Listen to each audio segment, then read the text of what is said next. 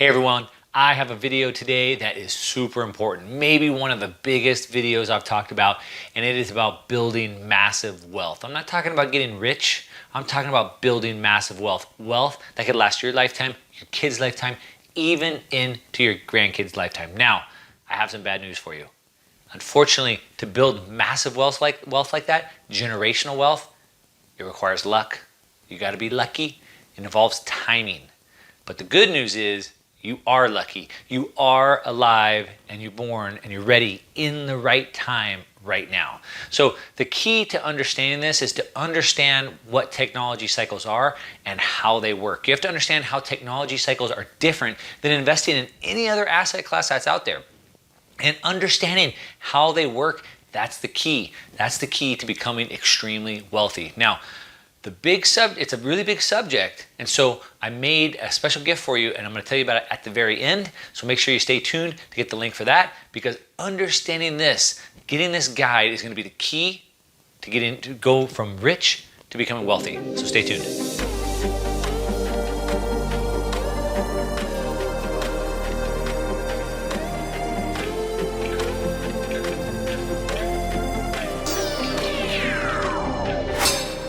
All right, so we're going to talk about how to build wealth that lasts a lifetime. Not just your lifetime, your kids' lifetime, but for your grandkids. I'm talking about true wealth, not just riches, okay? So unfortunately, as you're probably already aware, becoming wealthy is very hard, all right?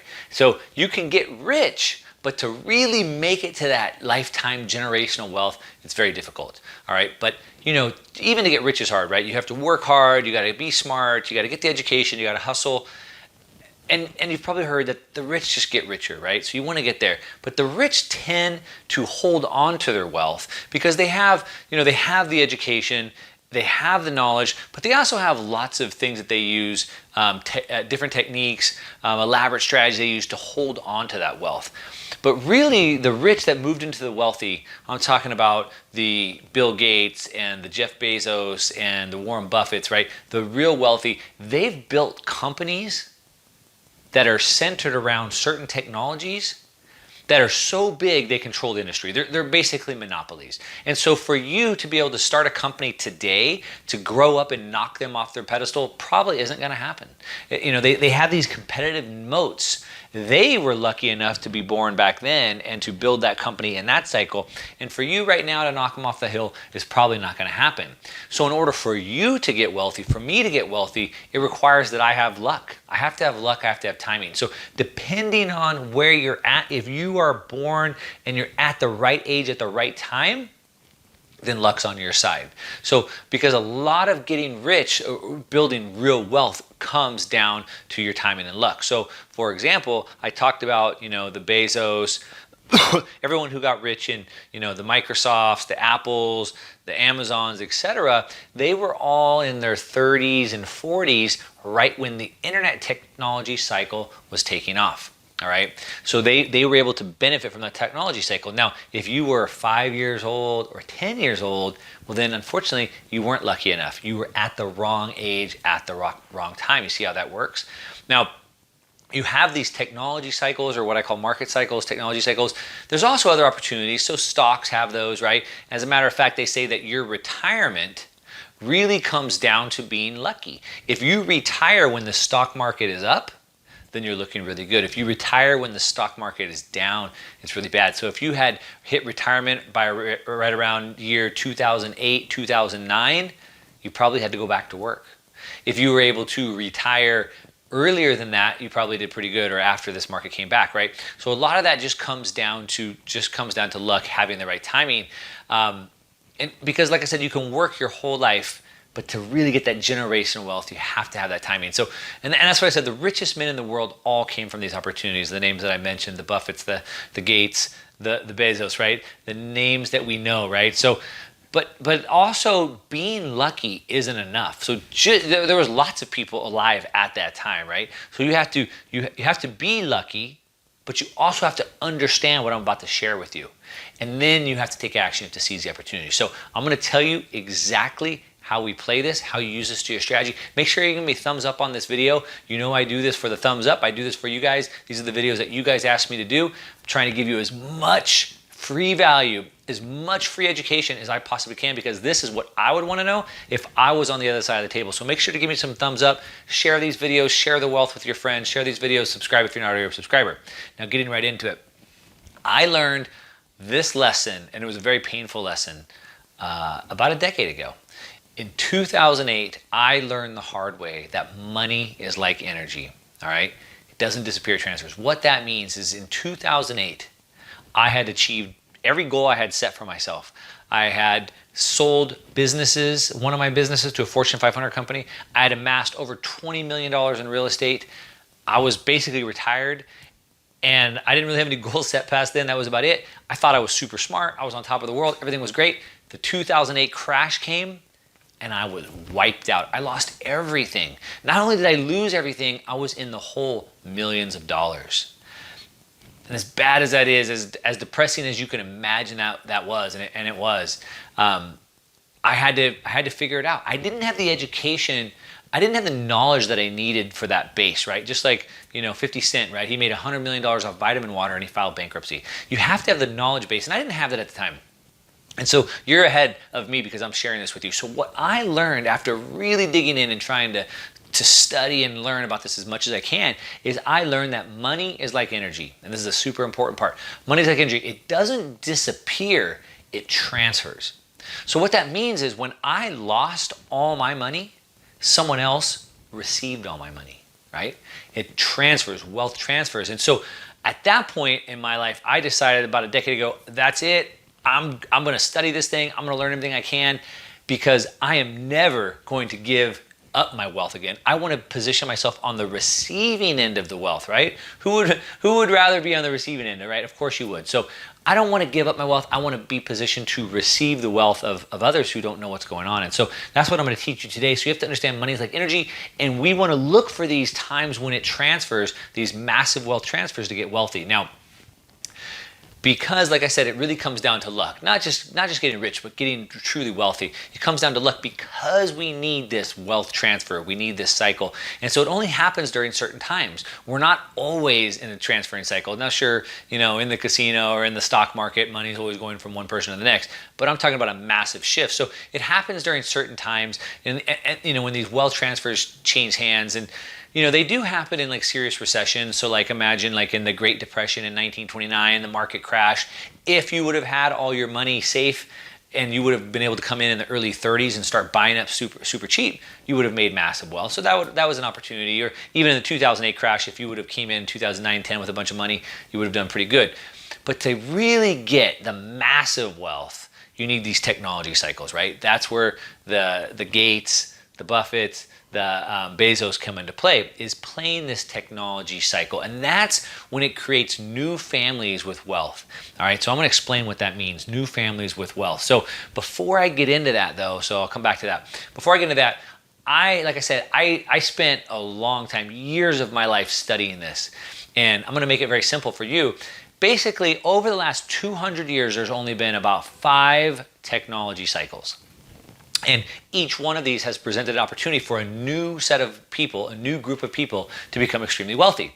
So in the late 1700s, we had the Industrial Revolution. That was a massive shift in the world across the globe of going into this Industrial Revolution where everybody started working in factories and whatnot. In the early 1800s, we had another technology that changed the world, and that was the age of the steam engines, railways, etc. Then in the late 1800s, we had the age of steel. So we started building everything out of steel. We had electricity. We had heavy engineering. That was a massive shift that created a lot of wealth for people that were there. In the early 1900s, we had the age of oil. This was when the automobiles came into play.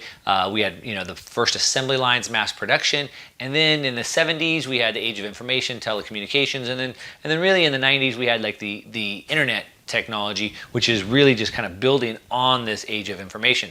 So these are the 5 technology cycles. And so if you were lucky enough to be in your 20s, 30s, 40s, around that time, there was a really good chance that you could have amassed a lot of wealth along with that. But if you were born in between, the chance to become really wealthy was pretty much slim to none. Not rich, but like I said, these iconic names that we know.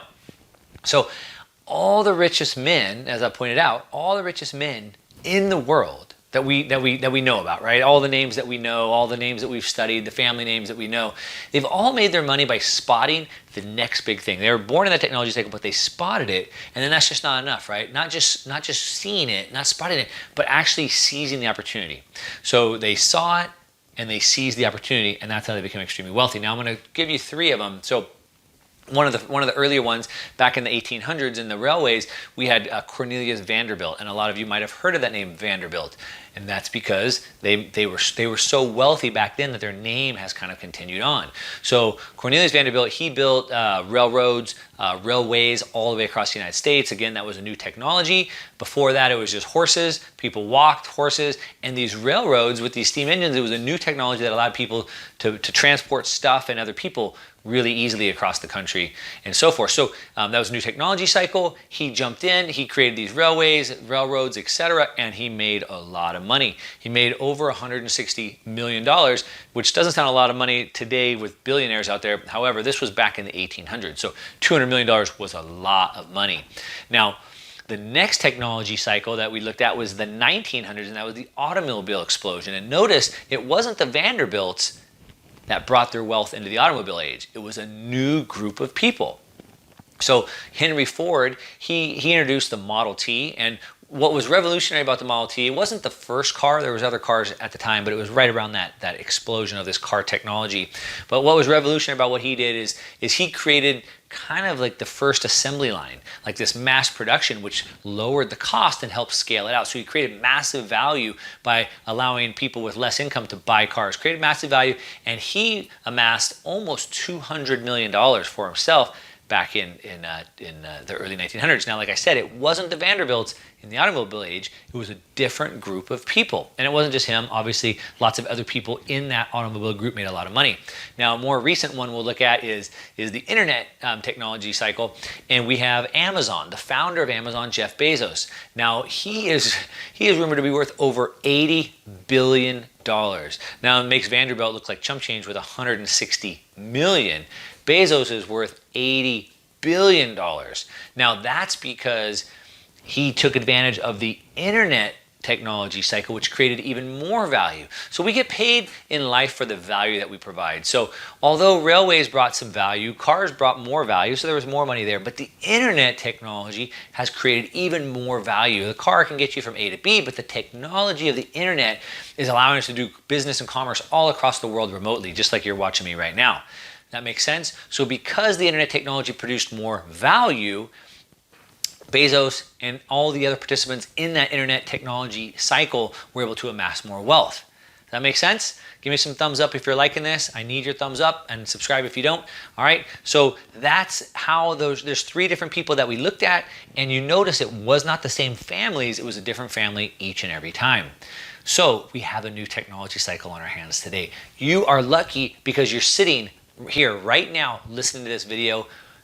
You understand this technology, you understand the opportunity that we have, and you're lucky because you're alive and you're at the right age right now, right here at this time. Now, the players of this new blockchain technology space have not been identified yet, which is why we have a question mark up on the screen. So they haven't been identified yet, and that means that there's still lots of room to grow. We're in this early adopter phase. Now, you may not be the next Bezos of the blockchain technology, and I might not either, but I don't have to be. To make $80 billion isn't really my goal. If I could just kind of track that and make a percentage, even just a small fraction of what he's doing, I could be doing really well. I could create money for my grandkids, and hopefully you see that opportunity as well. Now, the keys to investing in a new technology cycle are different than any other type of investing that you can do. So whether you want to invest into real estate or stocks or oil or gold or whatever, most of investing has key principles that are always the same, but a technology cycle is much different. And you really have to understand how a technology cycle is different from investing in some of these other commodities and assets that have been around a long time. And understanding that is the key, all right? So we have to understand that. So one of the keys to investing in a technology cycle is that you have to spot the trend early, and you want to get in early. You want to be part of the early adopters. So there's 4 phases that this happens, and the first part is the innovators and the early adopters, kind of the true believers. All right, so that's kind of where we're at right now. You've spotted the trend. That's why you're here watching this video, and hopefully you're probably in, and you're spotting it early. Now, In order to be early doesn't mean it's easy, right? And I'm going to get to that. I'll get to that in a couple points. It's not a smooth road because we haven't reached main scale adoption yet, but that's the price that we pay. If you want to wait until all the volatility is gone, you get in at the end with the majority.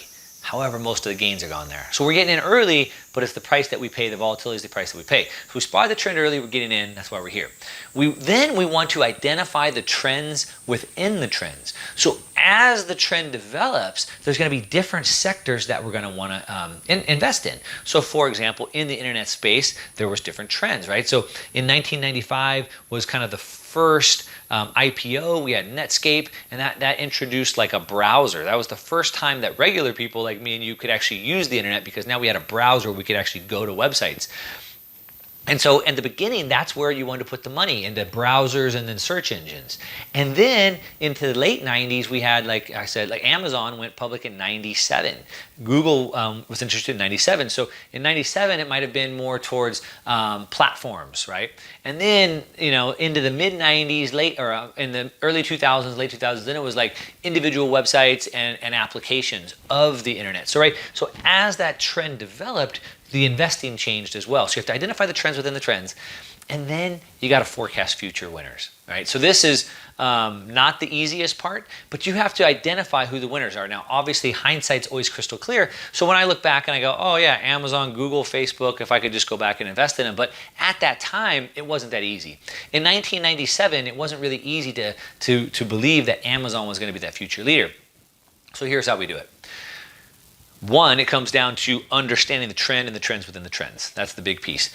What we also want to do is we want to look at companies that are solving massive problems that have unlimited demand, that can reach unlimited people, like Amazon, right? Then what we want to do is we want to practice what I practice is called venture capital economics. So a venture capitalist will invest in all kinds of deals at the early seed round. That means before the company's even really built what they're going to build or taken it to market. So they don't know if they can even build it or if the market wants it, and they're investing really early. Now, because they're getting in so early, it's very risky, but the reward is massive if it works. So they have to play venture capital economics. That means that they're going to place multiple bets on multiple winners, knowing that the majority of them are going to go to zero.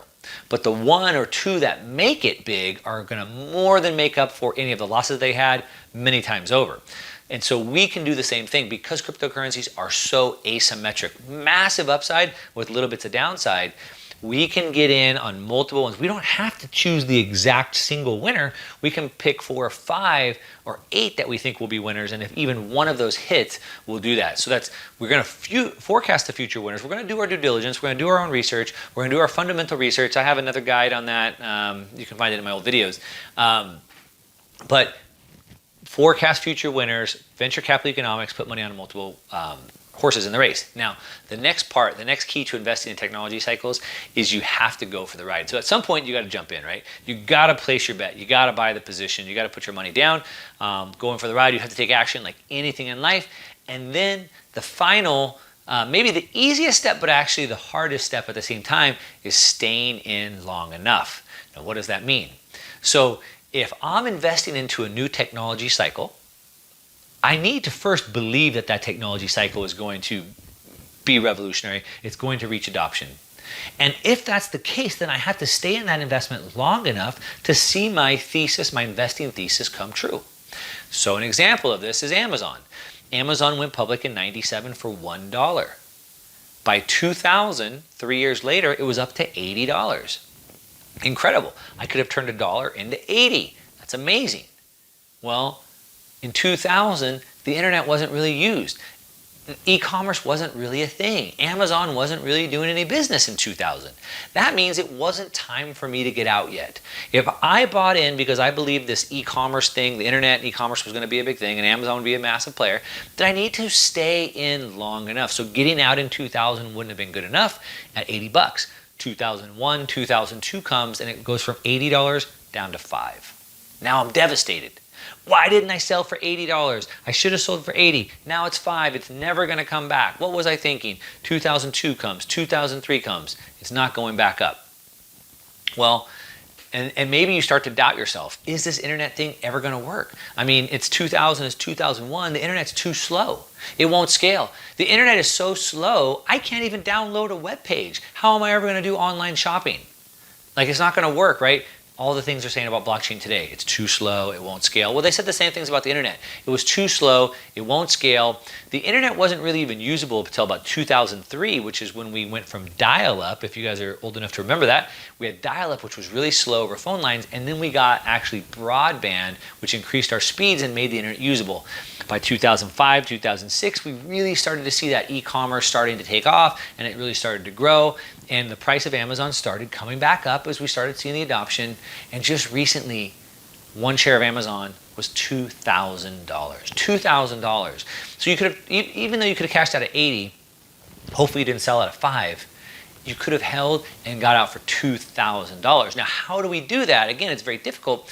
It's easy because all you do is stay in, but it's difficult because how do you not get out when it got back to 80? Okay, I'm broken even. Or when it gets to 160, I've doubled my money. Or when it gets to 500 or 1,000, how do you stay into 2,000? Well, you have to look back at your original investing thesis. Why did I buy?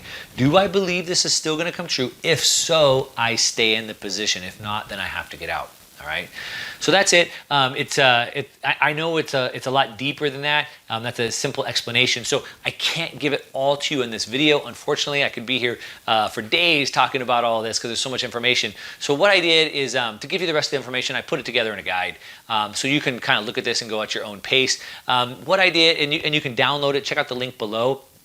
It's totally free. You know that I try and give you as much free information and free education as I can.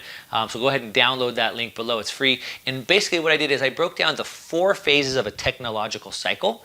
And I broke it down really easy. I kind of color coded it so you can kind of see what these phases look like because, again, understanding that is the key to you having success. So then you can see where we're at in the cycle. I dove in deeper by deconstructing the internet technology cycle and applying these 4 cycles to that so you can really kind of see a case study of the internet boom going through these 4 phases.